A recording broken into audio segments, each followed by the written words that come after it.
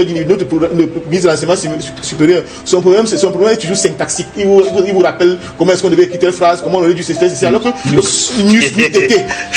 d'été. Tant que le régime du président Biya sera en place, il est impossible que nous puissions sortir de l'ornière. C'est impossible. Mais ce modèle-là n'intéresse pas ceux qui nous gouvernent. Parce que dans ce modèle-là, l'argent ne circule pas entre les mains des fonctionnaires. Et quand l'argent ne circule pas entre les mains des fonctionnaires, ils n'y voient pas leur intérêt direct. Et c'est pourquoi le pays va s'enfoncer. Je pense que l'attitude du président même révèle un aveu. C'est-à-dire que tu laisses transpirer un aveu de reconnaissance de l'incongruité de sa présence sur le sol helvétique. Et c'est des investissements qui en réalité sont des occasions de mise en perspective de la KBJ. La situation de ce barrage est symptomatique de la gouvernance au Cameroun, où on s'endette de manière abyssale pour réaliser des projets sans impact véritable sur le quotidien de nos populations. Il faut dire qu'avec le RDPC, on ne peut plus prétendre à la surprise. J'ai coutume de vous le dire, tant que le régime du président Biya sera en place, il est impossible que nous puissions sortir de l'ornière. C'est impossible. Donc il ne faut pas rêver.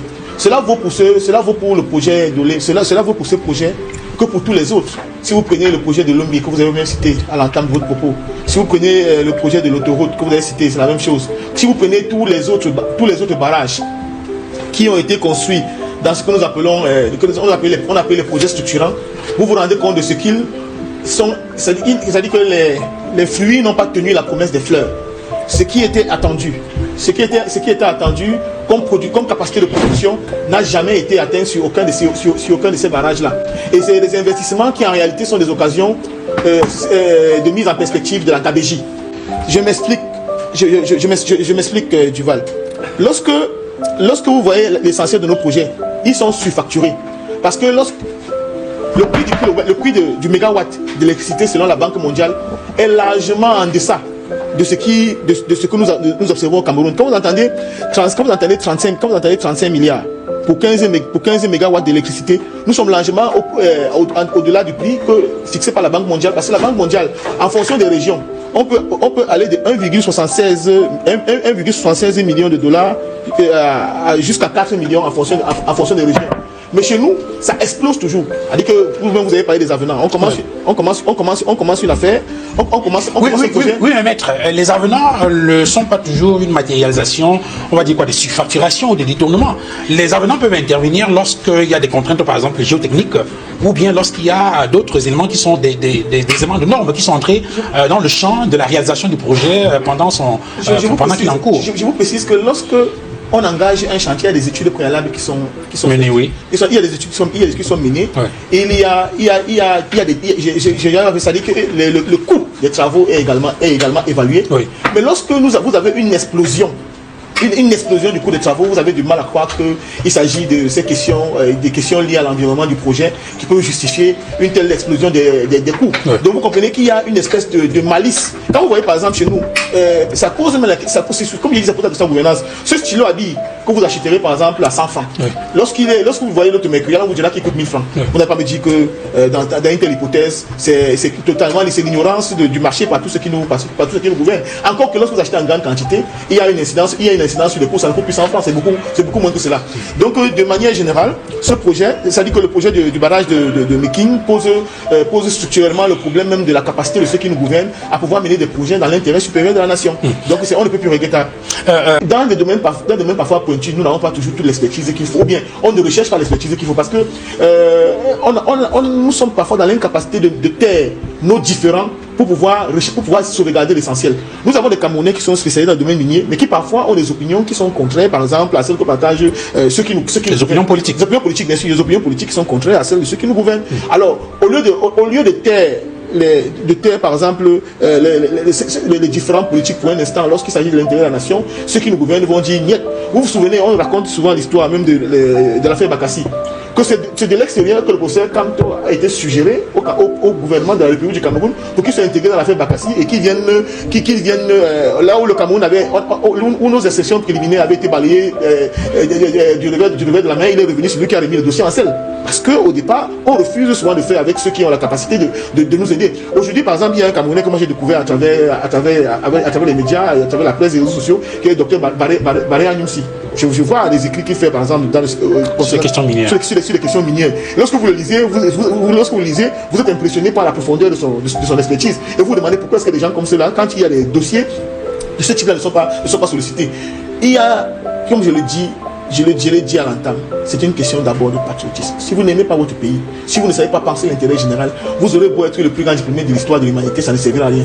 Peut-être c'est toujours une digression. Lorsque vous voyez par exemple notre université est dirigée par un professeur de rang magistral, de rang exceptionnel, si vous voulez, mais non pas une seule université parmi les 3000 premières universités au monde, et aucune université camerounaise. Maître Koulassi a parlé d'un immense professeur. Oui, mais il a parlé d'immense professeur. Immense professeur en diplômite, c'est la diplômite, mais ce ne sont pas des intellectuels, parce qu'en réalité, il n'apporte aucune solution au problème que connaît notre nation. Parce que c'est là où il y a le débat entre les diplômés. Il y a des diplômés, il y a des intellectuels. Mais malheureusement, on a l'impression que nous avons plus affaire à de gros diplômés qui peuvent, dans le discours public, pour ça, notre ministre de l'enseignement supérieur, son problème est toujours syntaxique. Il vous rappelle comment est-ce qu'on devait écrire telle phrase, comment on aurait dû se faire, c'est alors que news d'été, alors qu'on se retrouve, alors qu'ailleurs, les gens réfléchissent à opérationnaliser, à procéder de savoir pour que les pays puissent sortir des difficultés. Comment vous pouvez expliquer que le Cameroun se retrouve à vos concours d'agrégation avec des médecins, par exemple, vous avez un professeur d'université qui dirige l'enseignement supérieur, et qu'on nous recale parce qu'il y aurait eu des fraudes dans la constitution des dossiers de quelques-uns, parce qu'on voulait faire plaisir à telle personne qui serait proche du doyen de la faculté de médecine. Est-ce que c'est des choses possibles? Donc c'est un problème d'ordre global. Il faut absolument que nous ayons des patriotes si nous voulons que notre pays puisse s'en sortir. Ce n'est pas que je sois défaitiste, comme pouvait penser mon confrère ami Claude Assira. Ce que j'essaye de dire, c'est que tant que Paul Assira là, il ne faut pas espérer quoi que ce soit. Mais comme il a dit, les gens sont plus proches de la fin que du début. Et nous sommes complètement en fin de cycle. D'ailleurs, moi je voulais souvent dire, même parfois même devant les prétoires, nous rappelons cela. On est plus proche de la fin que du début. Et les choses vont certainement s'éclaircir. Mais pour l'heure, est-ce que nous ne devons pas faire les constats? Regardez les modèles économiques qu'on nous propose. Qu'est-ce qui justifie qu'on aille s'endetter aujourd'hui pour construire les infrastructures routières, les barrages et autres, et que le pays se retrouve aujourd'hui dans une situation exsangue avec la trésorerie complètement obérée, alors qu'il y a des modèles économiques, ce qu'on appelle aujourd'hui les BOT, Build, Operate en transfert. Les gens en transfert. Aujourd'hui, il y a des gens qui ont de l'argent dans le monde, même des fonds souverains. Ils vous construisent la route. Ce que nous voulons, c'est la route. Ils vous construisent la route, ils installent les péages. Même si ça fait 30 ans que la route nous revient. Au moins, le gouvernement de la République n'a pas dépensé le moins de francs. Mais ce modèle-là n'intéresse pas ceux qui nous gouvernent. Parce que dans ce modèle-là, l'argent ne circule pas entre les mains des fonctionnaires. Et quand il ne circule pas entre les mains des fonctionnaires, ils n'y voient pas leur intérêt direct. Et c'est pourquoi le pays va s'enfoncer. Vous voyez que, avant que l'émission ne commence, on en parlait, Edmond l'a évoqué. En 2006, on sort du point d'achèvement, mais aujourd'hui, on a encore été frappé au port du FMI. Et ça va s'aggraver. Puisque hier encore, nous avions une entreprise qui nous liquéfiait le gaz naturel, les Norvégiens. Aujourd'hui, ils sont partis. Qui va couvrir le gap de 300 milliards que nous avions à travers cette activité-là? Tout ça, ce sont des éléments qui vont malheureusement contribuer à détruire de manière durable la trésorerie de l'État du Cameroun. Il n'y a pas de solution. Ils sont partis, mais quelle est la solution qui nous est proposée là aujourd'hui pour pouvoir résoudre le problème? Ça n'existe pas. Et on ne peut pas. Et tout à l'heure, monsieur, quand on parlait du barrage de Mekin, il disait que c'était le DS 2010-2020, les premiers projets. Mais nous sommes en 2026, vous vous rendez compte, on n'a pas un seul mégawatt d'électricité de Mekin. Un seul mégawatt, nous ne l'avons pas. Vous posez la question de savoir qu'est-ce qui arrive à ceux qui nous gouvernent. Quelles sont les responsabilités? Quelles sont les conditions officielles? Parce que même quand on ficelait bien un contrat, lorsque l'entreprise qui a réalisé le projet ne l'a pas réalisé dans les normes, n'a pas fait ce qu'il fallait, il y a des assurances qui doivent pouvoir couvrir sa responsabilité. Mais comment ça se fait? Ou bien vous retrouvez une affaire comme la Sonara, où on refuse de payer par les primes d'assurance, après la Sonara va cramer. Et on se retrouve dans un pays où on produit l'électricité, mais on est obligé d'aller acheter complètement tout à l'extérieur. C'est inacceptable. Ce qui se passe, c'est que ceux qui nous gouvernent n'ont aucune once de sursaut patriotique. Et tant qu'on les aura en face de nous, ça n'avancera pas. C'est pourquoi je partage le point de vue de Maître Assira, qui disait qu'il ne faut pas perdre d'espoir. Mais pour ne pas perdre d'espoir, il faut que les Camerounais continuent, nonobstant les fraudes, nonobstant la violence, de s'engager en politique. Nous ne pouvons pas laisser notre pays entre les mains des personnes qui n'ont aucun scrupule, entre les mains de Forban, parce que c'est de ça qu'il s'agit. Entre les mains de Forban, ce sont des Forban. Voilà. Alors, visiblement, nous d'été.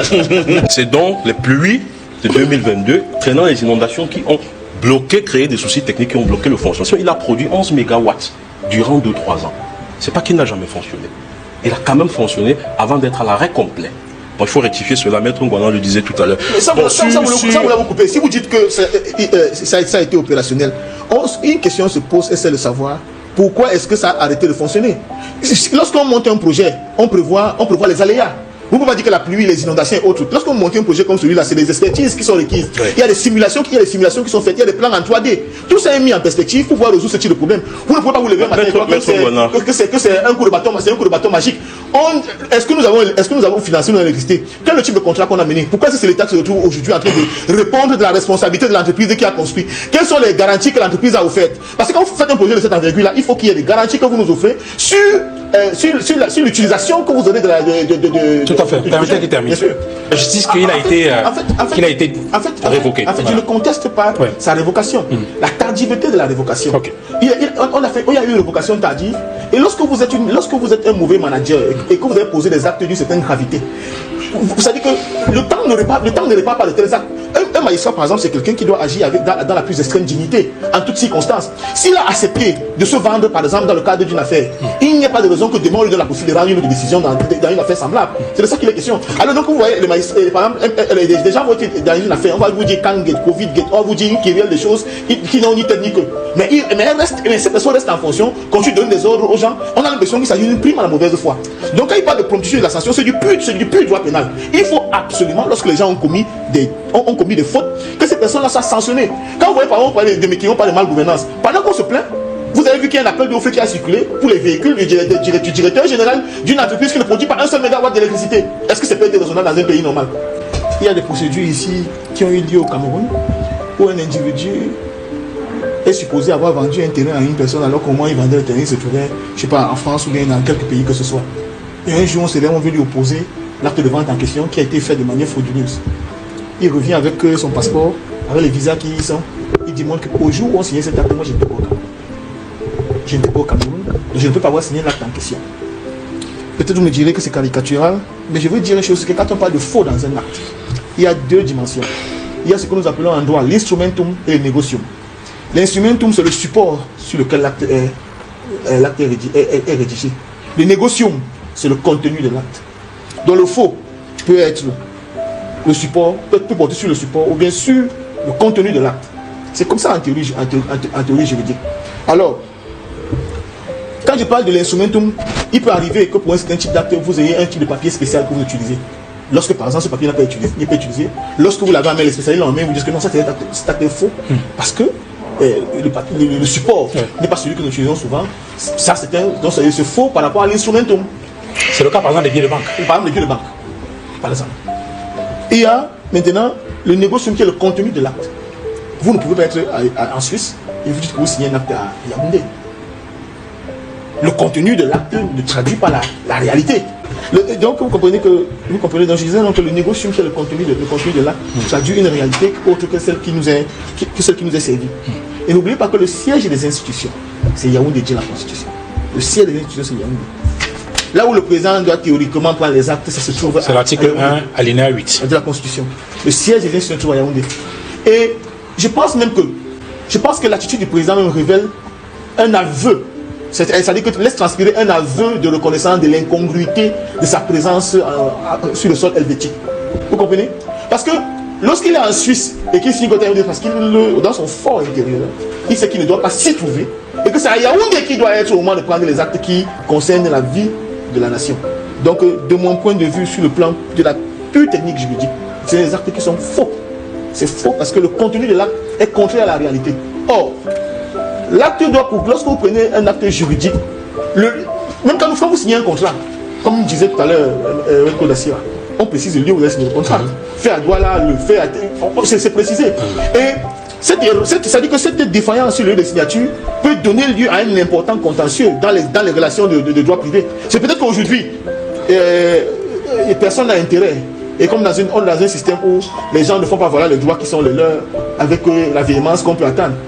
On peut dire par exemple que vous envoyez un général en deuxième section, il vous dit que je ne crois pas à votre histoire là, et j'engage les procédures parce que c'est que le président pour n'aller pas à Yaoundé. Pour n'aller pas à Yaoundé, on peut même dire qu'il a signé un acte à Yaoundé alors que moi je suis son collaborateur. Et voilà, j'ai dit que dans un autre système, j'ai dit que même pour la beauté du geste, les gens peuvent attaquer un acte comme celui-là. Parce que on peut me dire je suis collaborateur du président, puis je travaille peut-être la présidence de la République. On me dit qu'il a signé un acte à Yaoundé alors que je suis à Yaoundé, je passe devant son bureau tout le jour, je ne le vois pas. Et si ça ne gêne pas les gens, moi ça me pose problème. Donc sur le plan de la technique juridique, je dis que de mon point de vue, il s'agit d'un acte frauduleux.